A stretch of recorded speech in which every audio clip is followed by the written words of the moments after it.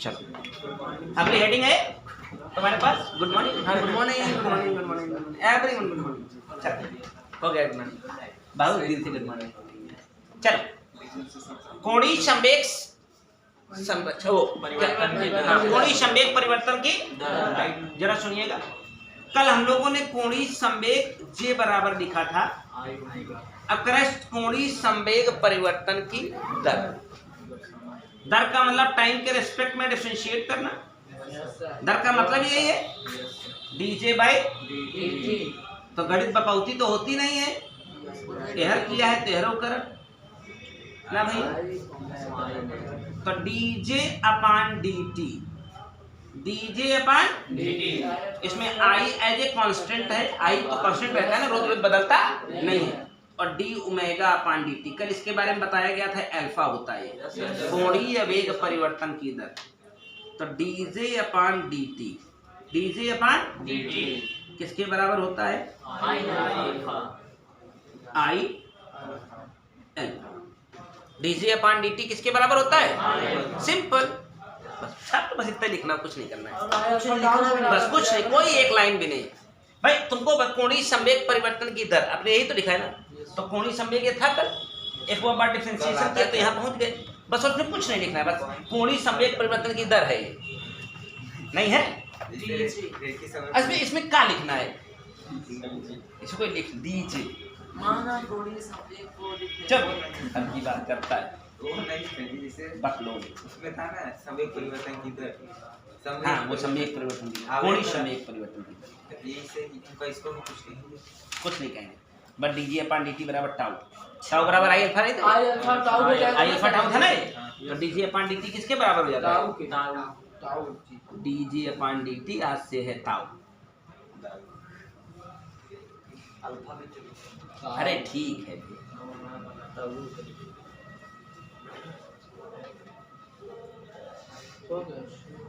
हो गया, जल्दी करो। आगे हेडिंग डालो कोणीय संवेग संरक्षण का सिद्धांत।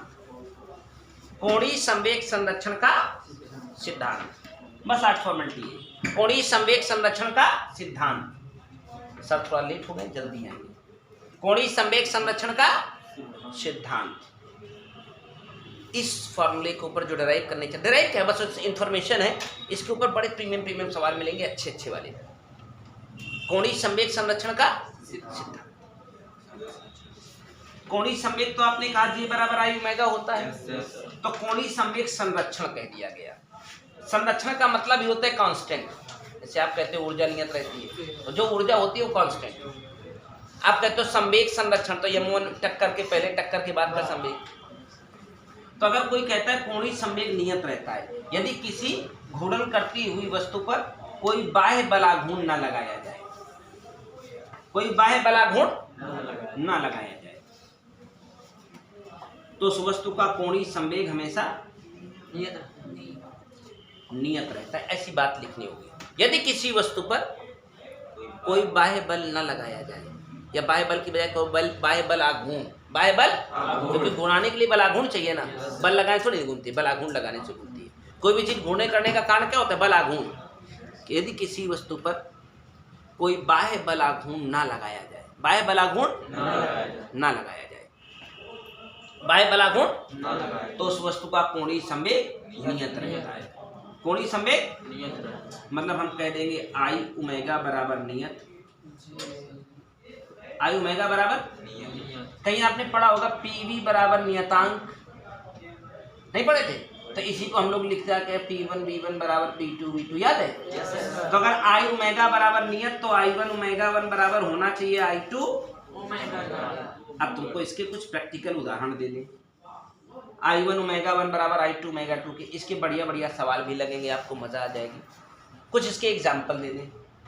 आपने कभी तालाब में छलांग लगाई है ऊपर चढ़ करके पेड़ से? जब आप तालाब में डाइव करने जाते हैं तो कलाबाजी दिखाने का मन होता है, तो ऊपर से डाइव लगाते हैं तो अपने शरीर को ऐसे मोड़ लेते हैं। डाइव लगाते हो क्या करें? अपने शरीर को मोड़ लें, तो आप कई कलाबाजी हवा में खा जाएंगे। और जो जिम्नास्ट होते हैं तो अक्सर ऐसा करते पाए जाते हैं।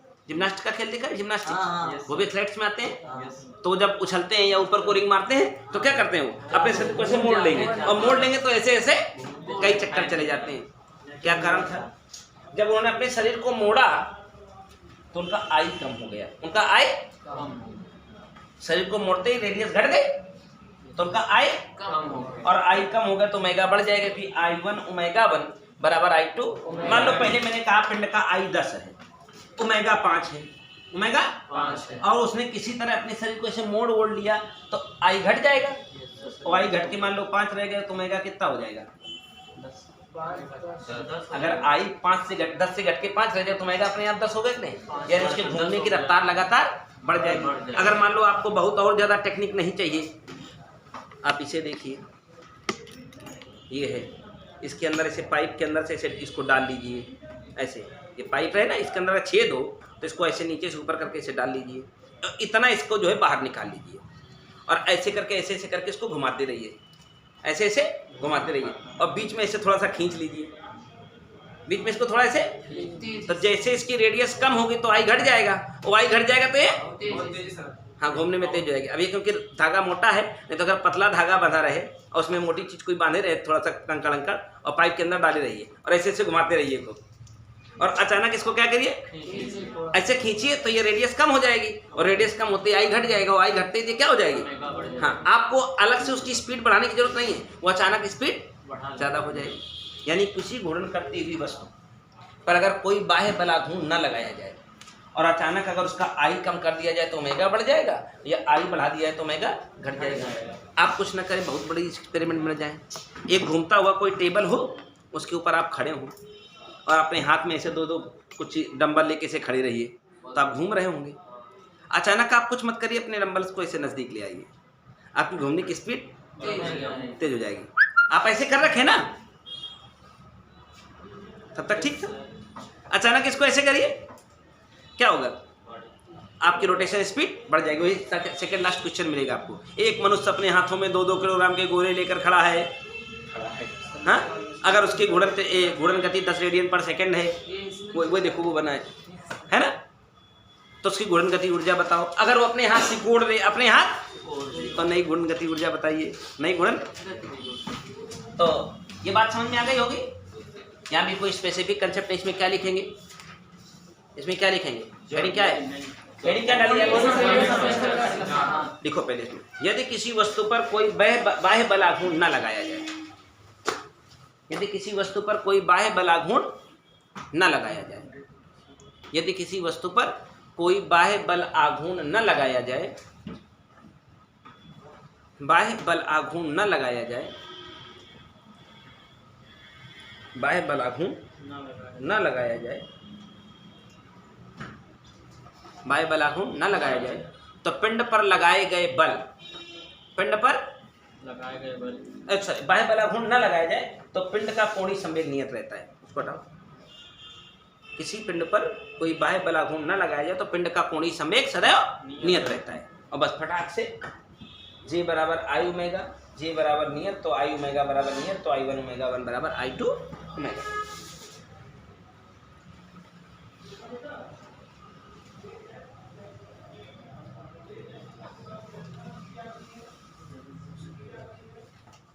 हो गया।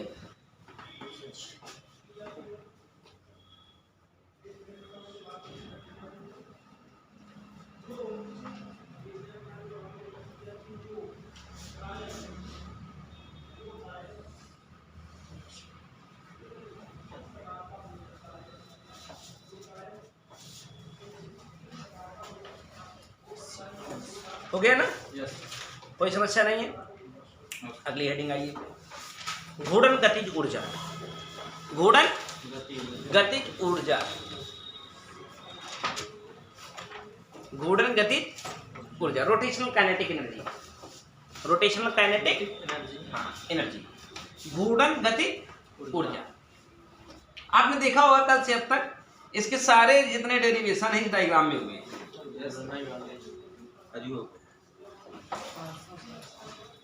आज फिर वापस हम एक माना कोई दृढ़ पिंड जो छोटे छोटे कणों से मिलकर बना है, जिसके द्रव्यमान क्रमशः M1 M2 M3 M4 है, उनकी घूर्णन से दूरियां R1 R2 R3 R4 बता दिया।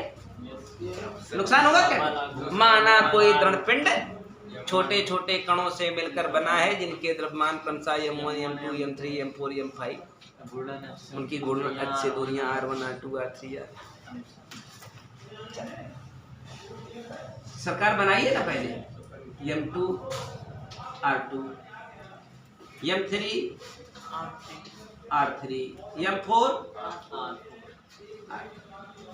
ठीक है। तो जब ये कण ये पूरा पिंड इस अक्ष के पट्टा घूम रहा होगा तो इसके घूमने की रफ्तार v1 होगी। देखिए v1 v2 v3 सबकी होगी, लेकिन ω1 ω2 नहीं होगी।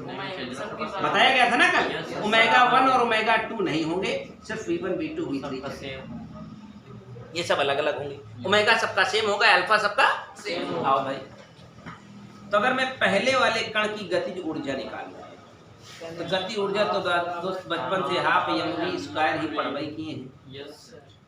हाफ m1 v बराबर r ओमेगा, तो r1² ओमेगा²। क्यों है r1² जब हम K2 निकाला तब का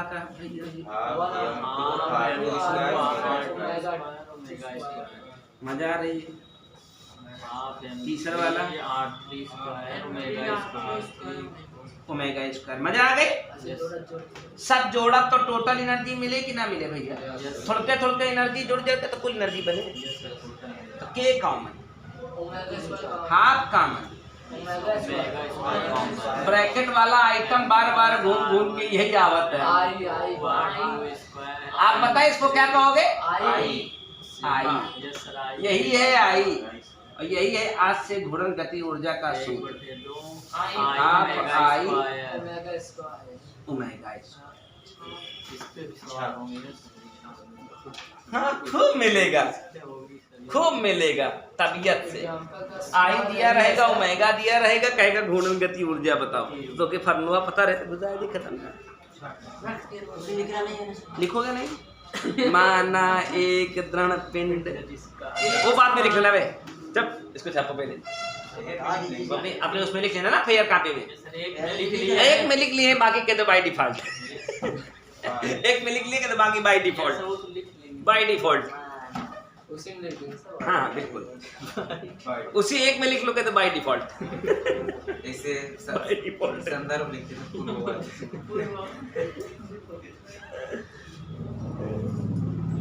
बात समझ में आ रही है? एकदम सरल सा चैप्टर है, थ्योरी के लिए या कंटेंट जो भी पढ़ रहे हो उसके लिए बढ़िया चैप्टर है। और इसमें कठिन क्या है? समांतर अक्षों की प्रमेय। कठिन वो भी नहीं है, अगर आपकी कंसेप्ट क्लियर है तो कठिन वो भी नहीं है, और वो आपको लिखनी है। मजेदार पेपर में आएगा एकदम तय आउट पेपर है। 5 नंबर। अब तुमको इसके बाद ग्रेविटेशन पढ़ाऊंगा तो उससे 2 डेरिवेशन आउट करूंगा एकदम 100%। ऊपर जाने पर जी के मान में परिवर्तन, नीचे जाने पर जी के मान में कैपिटल स्मॉल, वो एकदम। अब तुमको आगे जो भी पढ़ाने वाला हूँ सब में पेपर आउट करने वाले सवाल बोलूंगा, पूरा जितना होगा। गेस पेपर उसी में सब बताते जाएंगे, तो वही गेस पेपर बन जाएगा।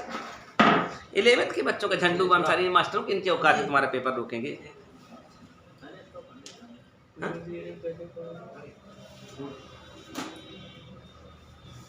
कामचोर मास्टर तुम्हारे स्टेटस को रोकेंगे। ढेर सरकारी मास्टर पर भरोसा उसमें नहीं बना पाते, वो मंगा लेते हैं दूसरे। रेडीमेड प्रेस वाले, वही कह रहा हूँ, मतलब उनको एक पेपर बनाना भी जहमत लगती है सालों को। 1 लाख रुपया गवर्नमेंट सैलरी देती है, चोर सर 1 लाख रुपया सैलरी,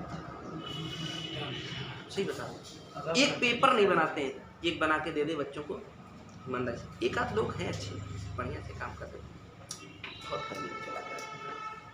हो गए। इतना मेहनत करके पेपर पीजीटी निकालते हैं कौन? उसके बाद बस इसके बाद बस हो गया उनका, मतलब वही अंतिम हथियार बन जाते हैं, अंतिम अस्त्र बन जाता है कि अब मैं पीजीटी क्वालिफाई कर लिया तो महायुद्ध दीजिए। हाँ वही महायुद्ध।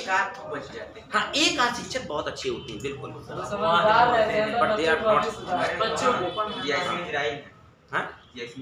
हाँ वो एकदम डेडिकेटेड है, हमेशा। अभी आज के नहीं, वो हमेशा से, जब से थे तब से डेडिकेटेड है।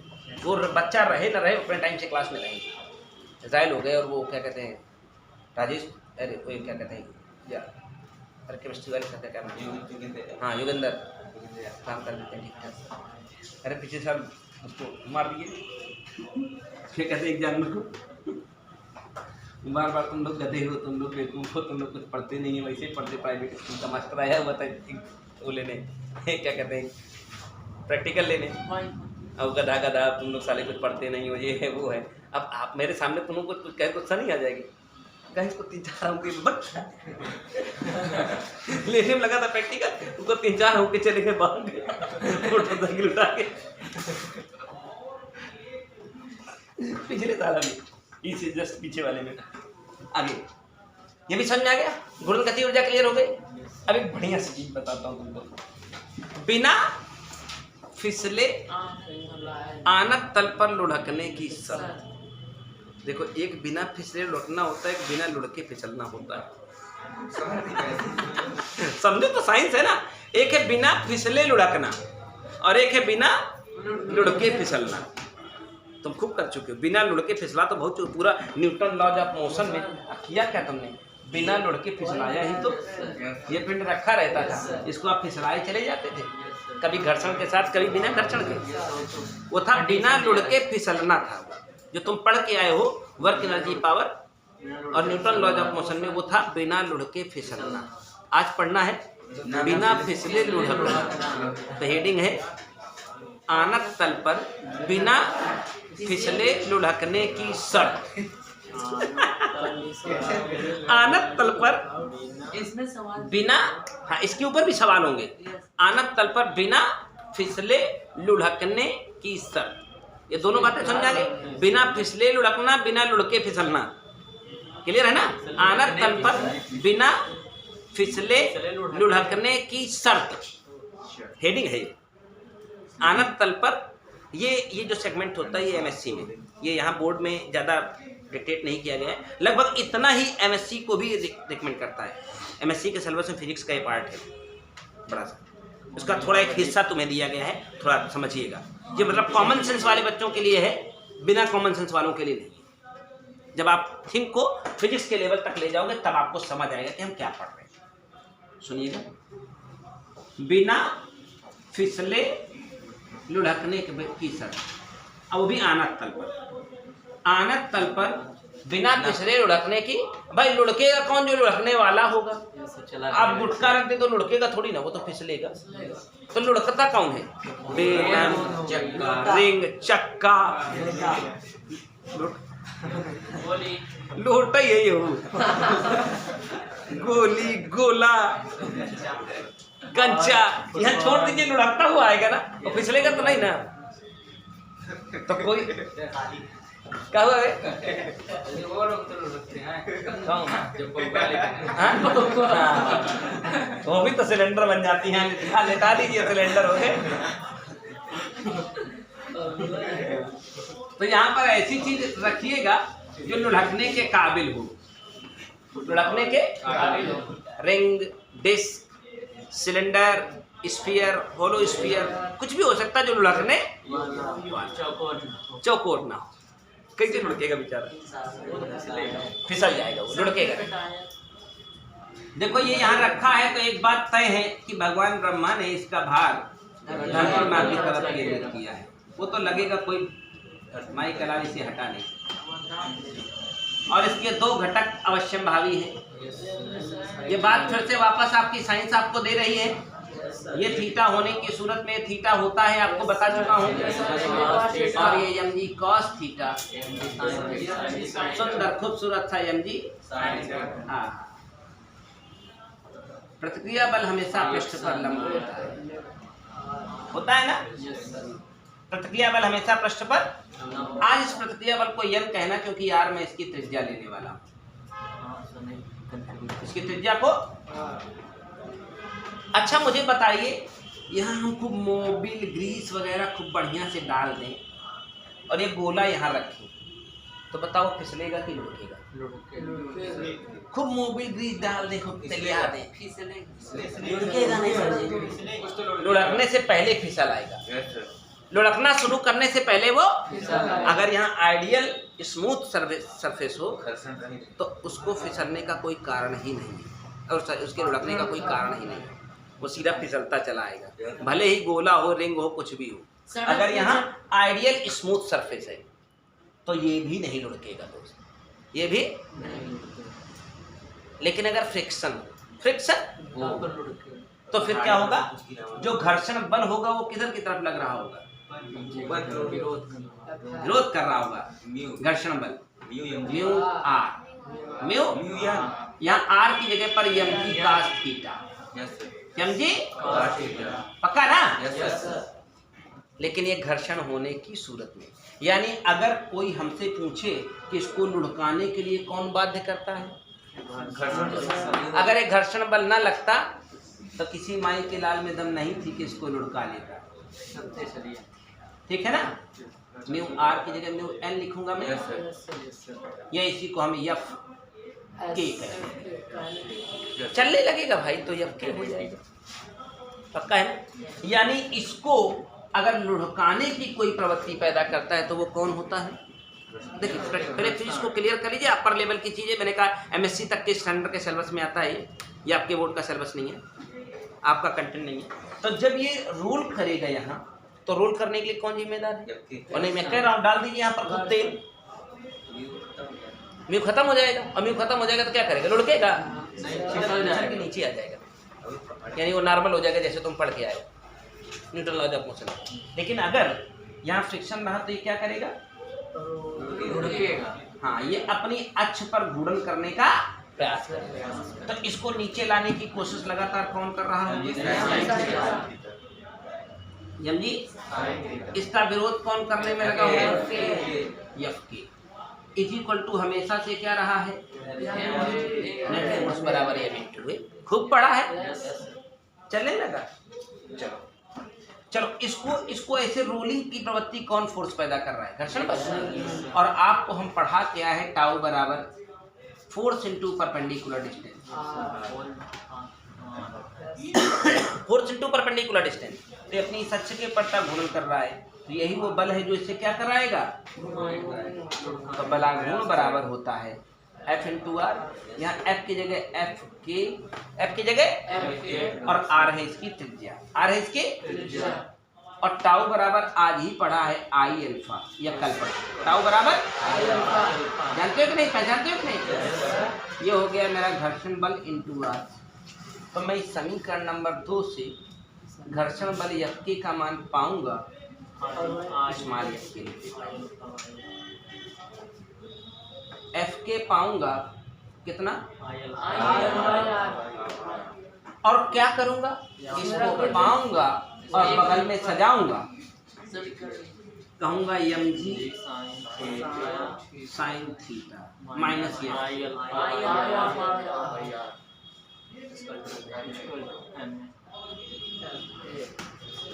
और सुनो, एम जी साइन थीटा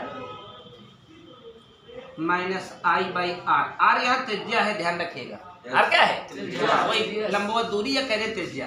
और अल्फा बराबर कल तुमने ए बाई आर कहा, या ए बराबर आर अल्फा याद है क्या, कोणीय त्वरण तथा रेखीय त्वरण में संबंध। तो अल्फा की जगह ए बाई आर, अल्फा की जगह ए बाई आर बराबर एम इंटू ए। चल ही रहा है, इसको पकड़ के उधर ले जाओ, M G sine theta, A को पकड़ ले जाओ तो M plus I upon R square, देखिए ना, ये गया, ये कॉमन, एम बचा और आई अपान आर स्क्वायर कर दिया। हो गई बिना फिसले लुढ़कने की शर्त, M G sine theta M plus I upon R square. आपसे सवाल कैसे पूछेगा, जरा मेरी बात सुनो। कहता है कि इस नभ समतल का कोण 30 डिग्री है, 60 डिग्री है, 45 डिग्री है, या कोई भी डिग्री है, मतलब थीटा दे दे, और कह दे कि इसके टॉप पॉइंट पर या कहीं भी एक गोला रखा है। क्या रखा है, वजन दे दे, क्या रखा है, गोला रखा है। गोले की त्रिज्या दे दे, वजन दे दे, या हो सकता है दोनों न दे, हो सकता है दोनों न दे। आपसे कह देगा त्वरण बताओ, आपसे पूछेगा तो मान लो आपको वो दो गोला दे देता है, क्या देता है? गोला। ना यम देता है ना आर देता है, हैरान मत होइए, ठोस गोला बस, और कुछ नहीं देगा, और कुछ भी नहीं देता है। और आपसे कहता है त्वरण बताओ, आपसे कहता है ये तुमको जेईई मेंस में क्वेश्चन, नीट में क्वेश्चन मिलेंगे। तो एम जी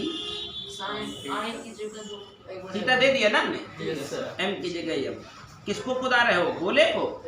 2/5 अपान आर स्क्वायर नहीं रहे, यम कॉमन लेके चले गए और आपका ए का मान आपके सामने है, g/2, 5 एलसीएम, 5 2 7/5, 5g/14।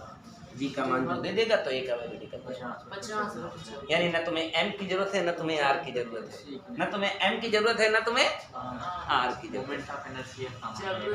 बस डायरेक्ट देखिए सब कैंसिल हो जाएंगे ना हमेशा। तो आपको हमेशा क्या करना है, ये फार्मूला याद करके रखना है। ये है किसी आनत तल पर किसी पिंड के बिना फिसले लुढ़कने की शर्त, और ये चैप्टर यहीं समाप्त हो जाता है।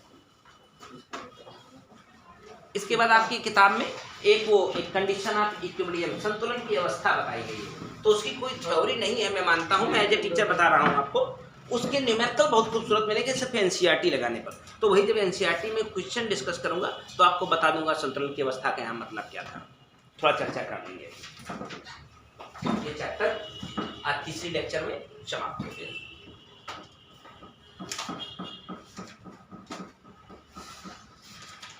सर जो μs बराबर 1/3 tan थीटा है सर, वो सब बकवास है। अब देखो वो क्यों है, क्यों है? अगर तुमको हम बता दें यहाँ कौन है तो आप इनके नए नए समीकरण बना लीजिए। तो बकवास कर रहा है, चूतियापंथी फैला रहा है, देख लो। वो स्पेसिफाई कर दिया ना कौन है, सिलेंडर है, निपोरा है, लहसुन है, बैंगन है। तो हम क्यों बताएं, वो तो हम बहुत पहले बता चुके हैं, तुम्हें बता नहीं चुके हैं कि फलाने फलाने का मोमेंट आप इनर्शिया याद करो। वो इसी दिन के लिए तो याद करवाया है।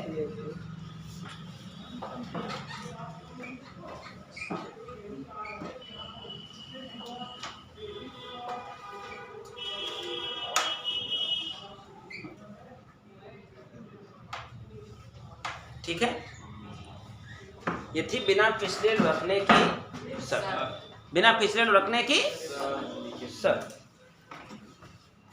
चल रहा है एकदम बढ़िया, फर्स्ट क्लास। किसी